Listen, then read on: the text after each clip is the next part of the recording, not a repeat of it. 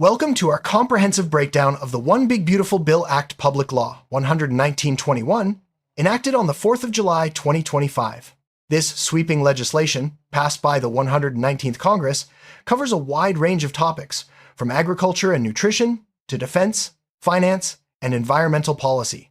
In this video, we'll walk through the key sections, highlight major reforms, and explain what these changes mean for Americans. Whether you're interested in food assistance programs, military investments, tax reforms, or environmental funding, this law touches nearly every aspect of federal policy. Let's start by understanding the structure and scope of this landmark act before diving into the details of each title.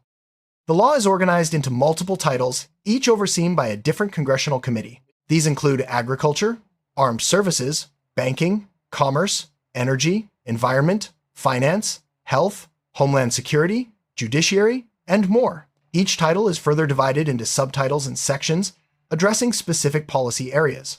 This structure allows for targeted reforms and funding allocations, ensuring that each sector receives focused attention. Understanding this organization will help us navigate the law's complex provisions and see how they interconnect across different areas of government.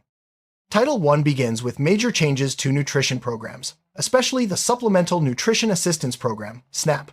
The law redefines the Thrifty Food Plan, which determines SNAP benefit levels, and sets new rules for adjusting costs and household allotments. It also updates work requirements for able-bodied adults, introduces new exceptions, and standardizes enforcement across states. These reforms aim to ensure that SNAP remains responsive to economic conditions while promoting accountability and efficiency in food assistance. The Thrifty Food Plan is the foundation for SNAP benefit calculations. Under the new law, it's based on a specific family model and updated only under strict conditions. Adjustments for household size are standardized, and cost changes are tied to the Consumer Price Index. The law also sets clear rules for when and how the food plan can be reevaluated, ensuring cost neutrality and preventing unchecked benefit increases. These changes are designed to make SNAP more predictable and fiscally responsible. The law modifies work requirements for able-bodied adults without dependents. New exceptions are added for certain age groups, parents with young children, pregnant women, and specific Native American populations. States outside the contiguous 48, like Alaska and Hawaii, can request exemptions if they face unique challenges. These provisions aim to balance the need for workforce participation with compassion for those facing barriers to employment. The law clarifies how utility allowances are calculated for SNAP households, especially those receiving energy assistance. It distinguishes between households with and without elderly or disabled members, ensuring fair treatment. Additionally, it restricts the use of internet service fees in shelter expense calculations, reflecting a more precise approach to benefit determination. These technical adjustments help target assistance more effectively.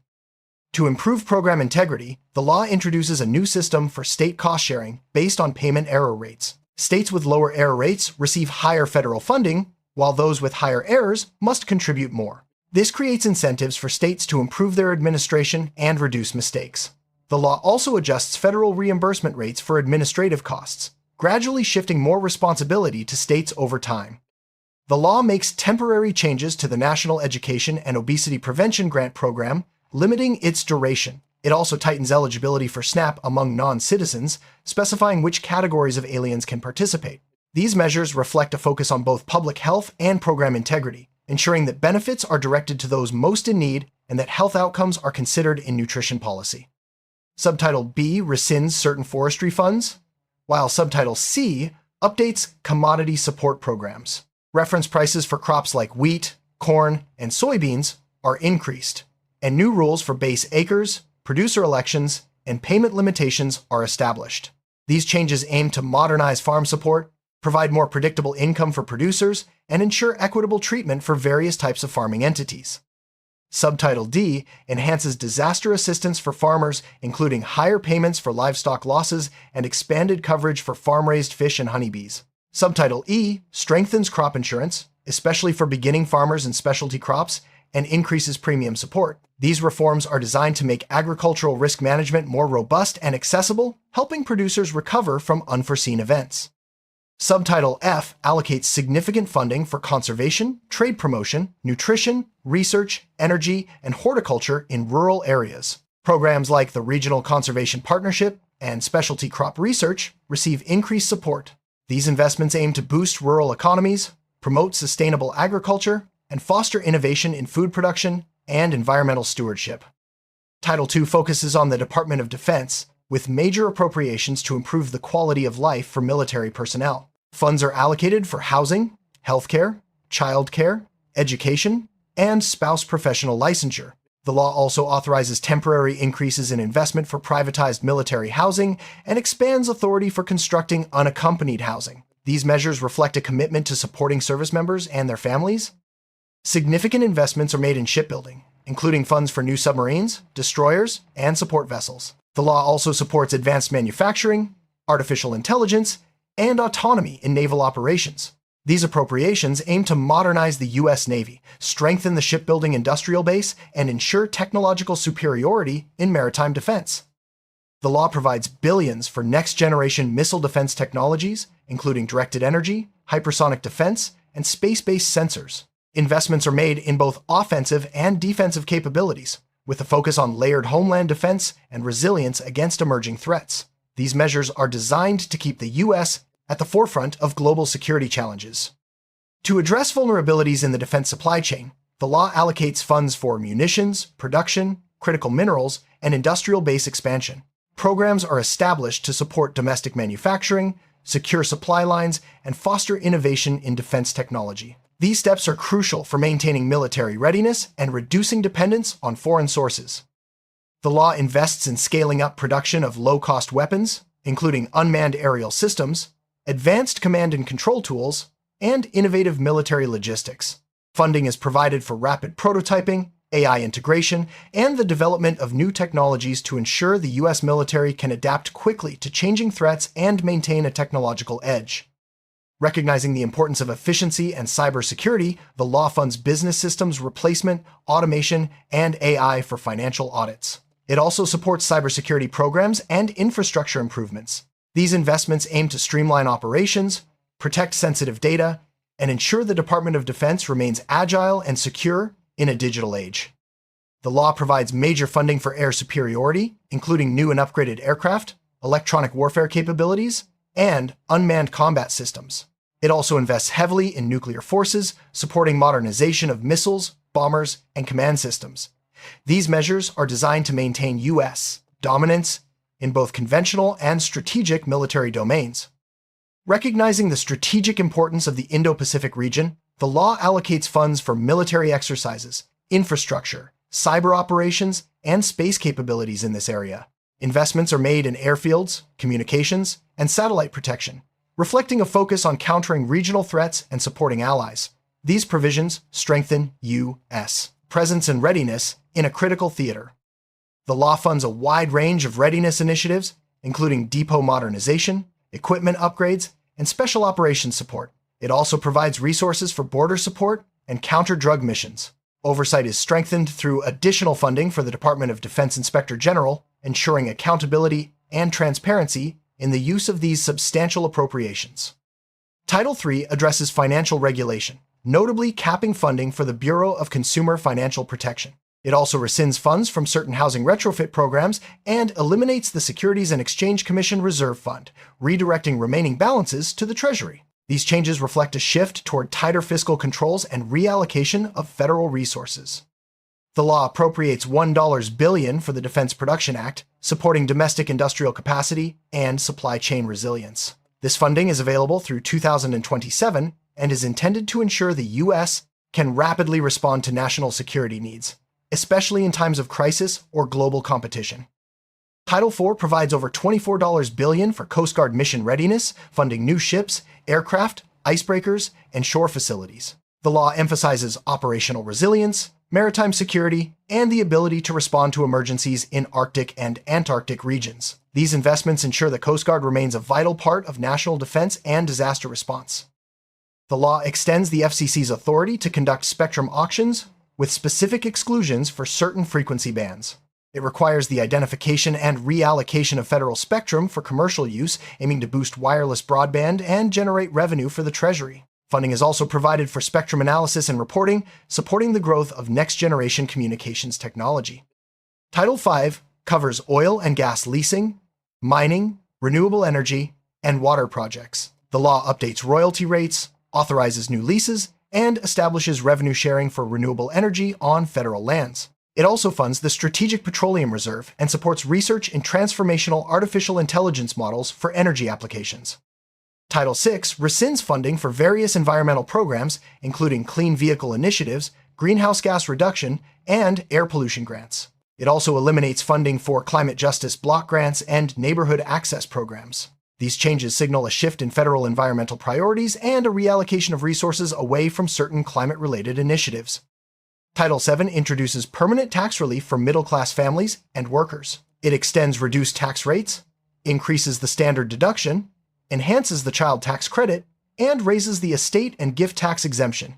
The law also provides new tax breaks for tips, overtime, and car loan interest, aiming to put more money in the pockets of working Americans.